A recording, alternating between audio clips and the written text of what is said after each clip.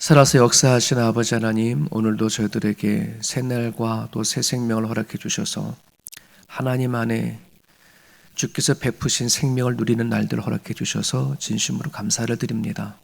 오늘도 우리가 누구를 만나고 또 어떤 일을 해나가는지 순간순간마다 하나님의 영광 드러낼 수 있도록 도와주시고 주와 함께 동행하며 하나님을 기억하며 살아가는 하루가 될 수 있기를 소망합니다.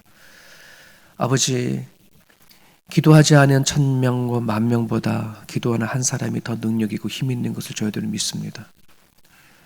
저희들이 이 아침에 드려지는 성도들의 기도가 가정을 세우고 교회를 세워가는 큰 힘이 되어줄 수 있기를 간절히 바라고, 저들의 기도가 옹졸해지거나 또 편협되어지거나 속이 좁은 기도가 아닌 아버지께서 그렇게 하셨던 것처럼 저희들도 나라와 민족과 이 땅을 품고 기도하는 우리들의 모습이 되어줄 수 있도록 도와주옵소서. 하나님, 많은 시간들이 있습니다. 그 시간들 가운데 하나님과 동행하는 삶이 항상 우리 가운데 일어날 수 있도록 도와주셔서 어떤 처지에 있든지 믿음 잃어버리지 아니하고 단단히 주님 주신 믿음을 붙잡고 살아갈 수 있는 우리 모두가 되어줄 수 있도록 하나님 도와주옵소서. 오늘도 주께 기도하는 자들을 통하여서 하나님의 선하신 일들을 행하시기를 간절히 바라며 예수님의 이름으로 기도합니다. 아멘.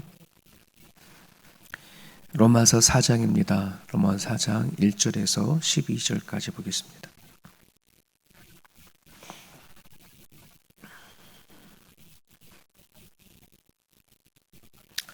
로마서 4장 1절에서 12절입니다.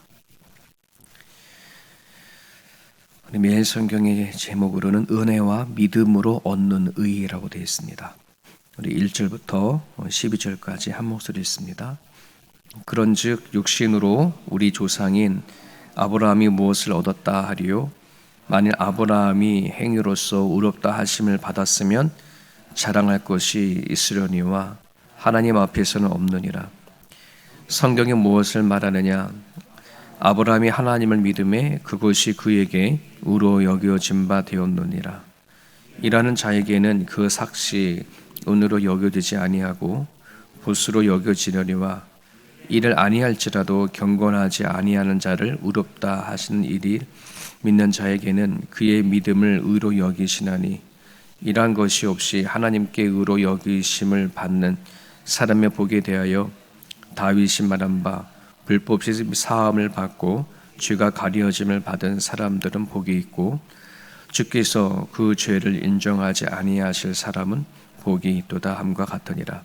그런즉 이 복이 할례 자에게냐 혹은 무할례 자에게도냐? 물론 우리가 말하기를 아브라함에게는 그 믿음이 의로 여겨졌다 하노라. 그런즉 그것이 어떻게 여겨졌느냐? 할례시냐 무할례시냐? 할례시가 아니요 무할례시니라. 그가 할례의 표를 받은 것은 무할례시의 믿음으로 된 의를 인친 것이니, 이는 무할례자로서 믿는 모든 자의 조상이 되어 그들로 의로 여기심을 얻게 하려 하심이라.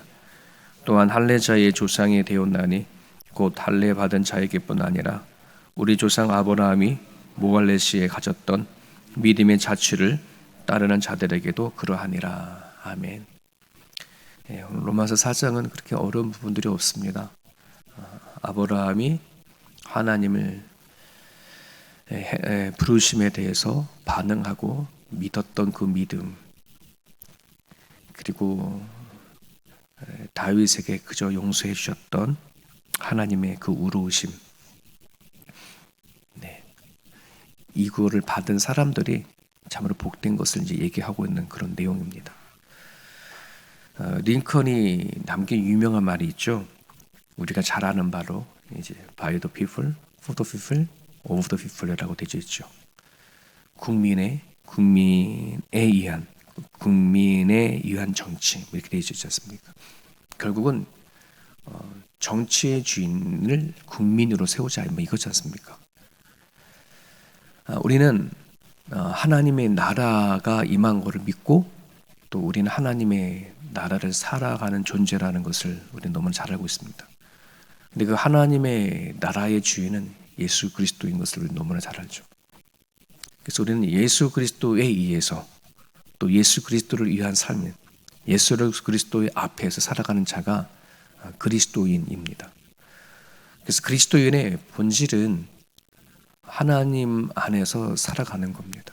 어제 청년 모임에 교회 얘기를 쭉 나누고 또 우리들 신앙을 얘기 나누는 과정 가운데 우리가 하나님과 동행하는 게 뭐냐, 하나님과 동행하는 것이 본질적으로 뭐냐, 그럴 때에 이제 우리 청년들이 이제 연애할 때가 됐잖아요. 그러니까 연애하는 걸 중에 같이 사귀는 걸 얘기를 하니까 너무나 잘 알아들어요. 이거는 하나님의 동행은 하나님과 사귑니다. 사귀면 우리는 어디 가든지 하나님이 기억나잖아요. 좋아하는 여자가 있고 남자가 있으면 어디 가든지 생각나고 막 그러잖아요. 저는 그게 동행이라고 생각해요. 기억나는 거. 그래서 한 주간 하나님을 기억했던 때를 얘기해 보세요 라고 했더니 그때를 얘기를 하더라고요. 구체적으로 많지는 않지만. 근데 그게 동행인지 몰랐던 거죠. 여러분, 우리가 하나님 안에서 살아갈 때에 우리가 받은 은혜가 얼마나 큰지, 하나님이 우리들에게 행하신 일들이 어떤 것인지를 기억하고 살아가는 것, 그게 오늘 우리가 살아가는 인생의 목적이기도 하고 이유이기도 하고 또 이 아침에 나와서 하나님을 붙잡는 이유이기도 합니다. 오늘 본문에 보면 아브라함이 하나님 앞에 합당하고 의롭게 되어진 것은 아브라함이 행한 할례 때문이 아니라 할례를 받기 전에 하나님께서 자신에게 베푸신 일을 삶으로 받아들였기 때문에 라고 말하고 있어요. 아브라함이 의롭게 되어진 것은 그가 어떠한 행함, 할례가 아닌 그가 할례 받기 전에 하나님께서 부르심에 대해서 받아들이고 인정하고 살았던 것, 이걸 얘기를 하고 있는 거죠. 여러분, 그 결혼식이 먼저입니까? 아니면 사랑하는 것이 먼저입니까? 사랑이 먼저겠죠.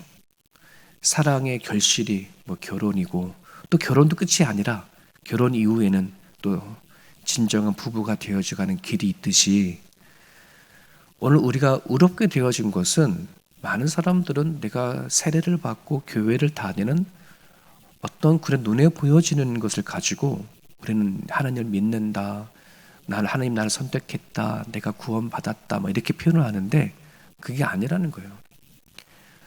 내가 세례 받기도 전에 내가 하나님 앞에 나와서 교회를 다니고 뭔가 믿음에 있는 삶을 살아가기 전에 하나님이 우리를 부르셔서 믿어지는 믿음을 주시고 하나님께서 우리를 통해서 일하신 것, 그것에 대한 그 확증과 증거가 결국은 세례인 거지. 세례 그 자체가 내가 하나님의 구원받는 증거가 아니라는 말입니다. 근데 많은 분들은 살아가면서 그런 것들을 내밀어요. 나는 교회를 오래 다녔다, 세례를 받았다, 난 직분이 집사다, 권사다, 나름대로 이런 걸 가지고서는 내가 구원받았다, 너 믿음이 있다라고 증거를 냈을 줄 모르겠지만 실질적으로 그게 아닌 내 안에 있는 양심이, 내 안에 있는 마음이 좀 하나님을 받아들이고 인정하고 내가 살아간 삶의 그 순간순간마다 하나님을 찾고 구하고 기억하느냐 하는 거에 달려져 있다는 사실을 기억했으면 좋겠습니다. 그래서 베드로도 세례란 뭐냐, 그냥 우리들이 육신에 있는 어떤 죄를 씻어버리는 게 아니라 우리 선한 양심이 하나님을 향하여 찾아가는 것, 발견해 가는 거다라고 하지 않습니까? 여러분, 젊은이들이 결혼한 다음에 그럼 결혼해서 그걸 끝나는 게 아니지 않습니까? 진정한 부부가 되어지도록 살아가는 것처럼 하나님이 나를 부르시고 나를 인쳐주셨고 그걸로 끝나는 게 아니라 이젠 주님과 깊은 사귐이 가는 거죠. 그래서 하나님은 신랑, 우리는 신부라고 표현했듯이 결혼을 하고 하나님을 내가 믿는 믿음이 되었으면 그때부터 더 진실하게 부부의 관계가 깊어져 가고 신뢰를 쌓아가는 것처럼 오늘 우리들은 그 관계를 쌓아 나가야 되는 겁니다. 기도로, 또 말씀으로, 또 찬양으로. 그게 이제 우리가 매일같이 감당해야 하고 또 살아내야 할 것이라고 생각이 되는데, 자, 이런 부분들을 설득하기 위해서 오늘 성경은 믿음의 조상 아브라함을 예로 들어요. 그래서 아브라함이 보여준 신앙의 삶이 하나님이 아브라함을 위한 일이냐 아니면 아브라함이 하나님을 위한 일이냐라고 하는 것을 가지고 질문을 던지면서 하나님이 베푸신 그 은혜를 얘기를 하고 있죠. 만약에 아브라함이 하나님을 위해서 이 모든 믿음의 삶을 살았다라고 한다면 그것에 대해서 응당 하나님의 받아야 할 어떤 대가를 요구할 수 있지 않냐. 내가 하나님을 위해서 이렇게 했습니다. 내가 하나님을 위해서 내가 이렇게 살았습니다.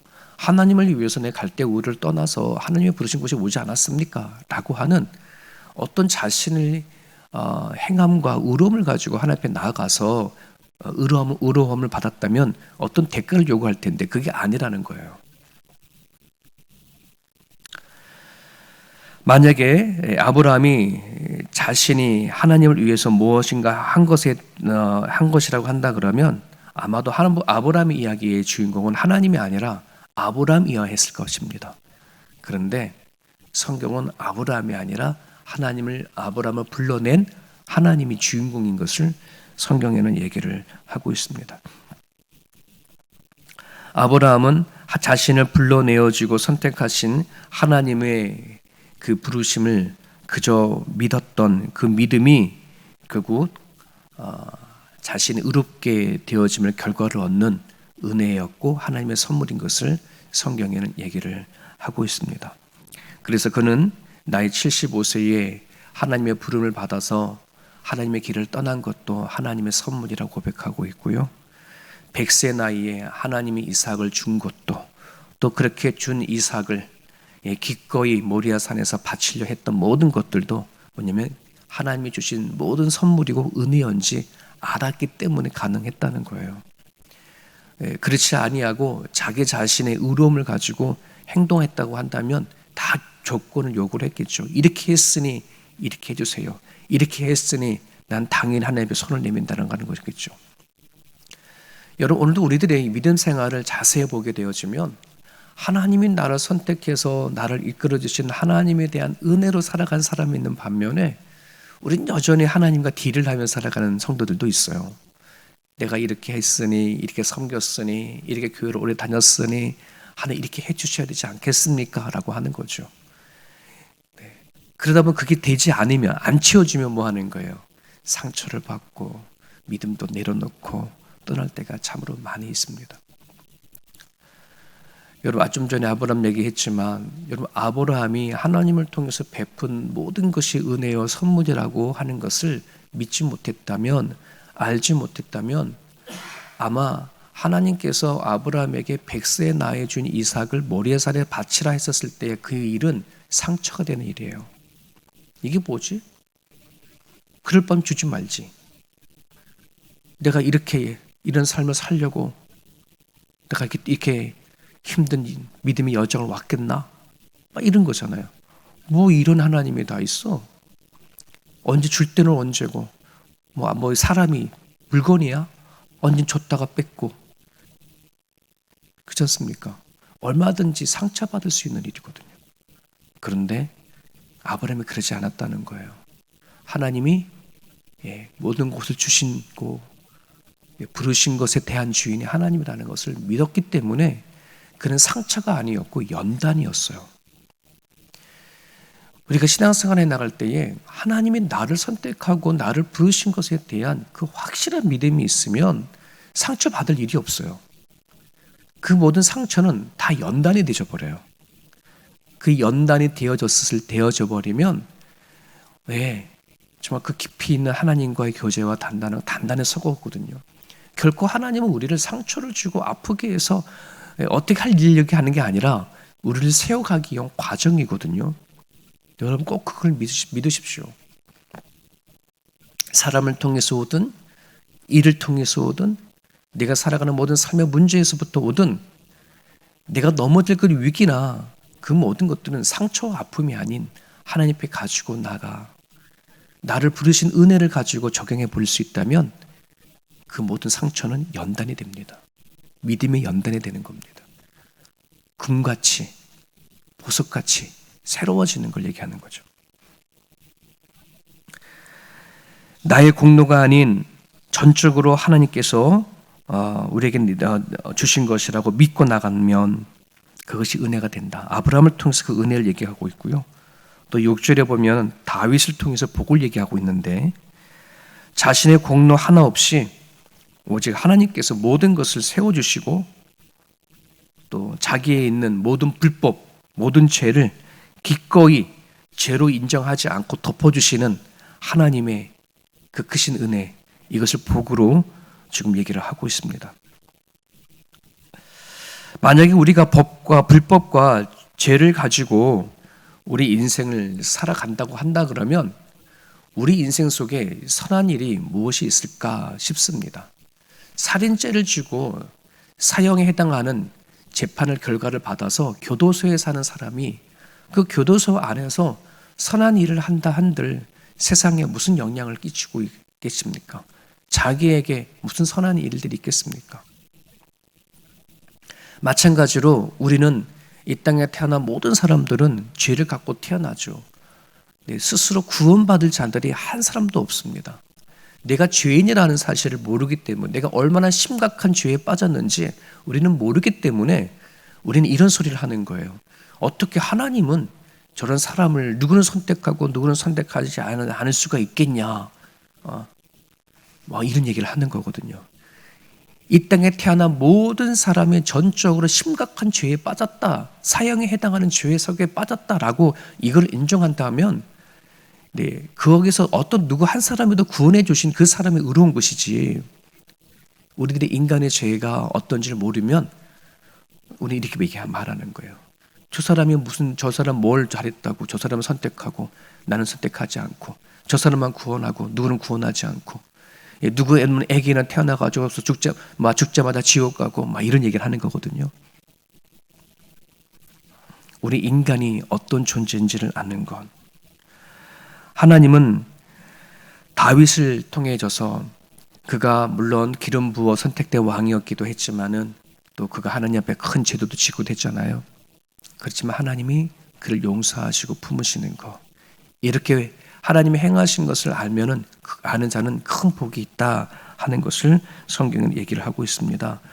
오늘 우리들의 예수님의 이름으로 무엇이든지 하면 선한 것이 되겠지만, 아름다운 것들이 되겠지만, 예수 그리스도가 아닌 여전히 내가 가지고 있는 생각으로 내가 기준이 되어져서 살아간다고 한다 그러면 그건 복된 자가 아닌 것을 얘기를 하고 있다는 겁니다. 여러분, 베드로전서 2장 9절에 보면 하나님께서 우리를 어두운 데서 불러내어져서 하나님의 기이한 빛을 보게 하신 자의 아름다운 덕을 선전하며 살아간다 하는 것을 얘기를 하고 있잖아요. 우리 그리스도인이 어떤 사람인지를 얘기를 하고 있습니다. 아름다운 덕이라고 한다는 것은 하나님께서 우리에게 베푸신 복이 무엇인지를 깨닫고 내가 살아가는 삶의 그 자리 안에서 이 향기를 드러내는 거예요. 흔적을 드러내며 살아가는 거죠. 어저께도 우리 이제 아내랑 같이 그런 얘기를 했는데요. 우리는 그런 말 참 안 하잖아요. 아내는 아직도 많이 부족하고 죄인이라서 자꾸 이제 열심히 살아가려고 하지만 자꾸 죄악 가운데 산다. 내가 믿음이 조금만 더 져 있으면 더 잘 신앙생활 할 텐데 이런 얘기를 많이 하죠. 여러분, 우리는 아직도 예수를 믿지만 우리 안에는 죄성이 그대로 남아 있어서 우리는 정말 완전한 사람이 될 수 없잖아요. 근데 우리는 완전한 사람이 되려고 막 노력하다 보면 지쳐요. 내 스스로, 내 자신에게. 나는 그럴 수밖에 없는 죄인인 것을 인정하고요. 그리고 하나님께서 그런 나를 죄 없다라고 인정해 주시는 하나님의 인치심을 믿고 오늘 우리는 죄악 가운데 살아가지만 그래도 하나님을 붙잡는 흔적이 있잖아요. 여러분들이 죄를 짓지만 이 아침에 나와서 또 기도하고 하루를 시작하는 이 모습이 있잖아요. 우리는 이것을 가지고 살아가는 거예요. 나한테 없고 죄성만 갖고 붙잡고 살아가면 우리 낙심에 대해서 더 깊은 뿌리를 내리지 못해요. 내가 그럼에도 불구하고 하나님을 붙잡으려고 막 간절히 안절부절하면서 어떻게 순간순간마다 하나님을 기억하려고 하는 것, 이것을 하나님은 너무 기뻐하신다는 거예요. 우리가 자녀들을 키워보면 그거 너무 다 경험했을 겁니다. 아이들이 어떻게 해서라도 바르게 살아가고 착하게 살아가려고 행동하고 노력하려고 하면은 그가 아무리 못된 짓을 하고 참 미운 짓을 하고 하더라도 그가 착한 일 하나 하는 것을 가지고 엄마 아빠는 다 기뻐하고 다 잊어버리잖아요. 하나님은 그런 하나님이세요. 오늘도 우리가 죄인임에도 불구하고 여전히 악한 본성을 갖고 있음에도 불구하고 주께서 나에게 주신 모든 것을 선물인 줄 믿고 그리고 순간순간마다 하나님을 기억하며 살아갈 이것이 있을 때에 하나님 부족하지만 우리를 통해서 하나님의 덕에 선전이 되어가고 영광 받으신다는 사실을 이 아침에 우리가 이 말씀을 붙잡고 살아갔으면 좋겠습니다. 하나님과 동행하는 하루가 되어줄 수 있도록 여러분 기도해 주시고 아무것도 아닌 우리를 거저 삼아주셔서 은혜 베푸신 하나님 앞에 오늘 하루도 맡기며 살아가는 저와 여러분의 모습이 되어줬으면 좋겠습니다.